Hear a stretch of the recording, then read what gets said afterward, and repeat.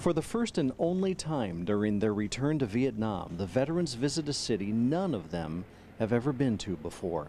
And that's a good thing, because if they had been in Hanoi during the war, they likely would have been here. It was obviously a very brutal prison for a lot of people. During the Vietnam War, more than 500 American prisoners of war were held captive for years inside the Hoa Lo prison, better known in America as the Hanoi Hilton. As time went on, it became the home to a lot of American pilots that were prisoners of war.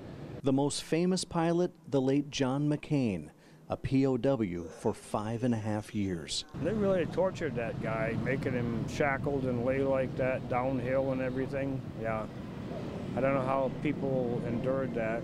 For some of the Navy veterans on this honor flight, their mission during the war was to find downed pilots before the North Vietnamese. I was on the William B. Pratt, the DLG-13. We would launch helicopter to pick up any downed pilot, whether it was aircraft or helicopter. We rescued 7 pilots.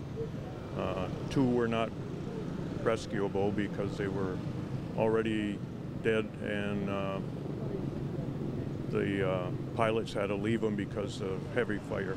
Seeing the evidence of torture and imagining the horror the POWs went through made for a somber visit to the prison.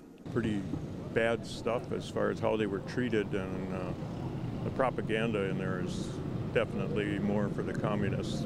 In the heart of what was once enemy territory, the vets think back to the war, but they say ending up a prisoner here was not their top concern. The fear of capture probably was not there as much as just a fear of being maimed, killed, or overrun by the enemy. Tomorrow, the veterans will spend their final day in Vietnam before packing their bags and embarking on their long journey home.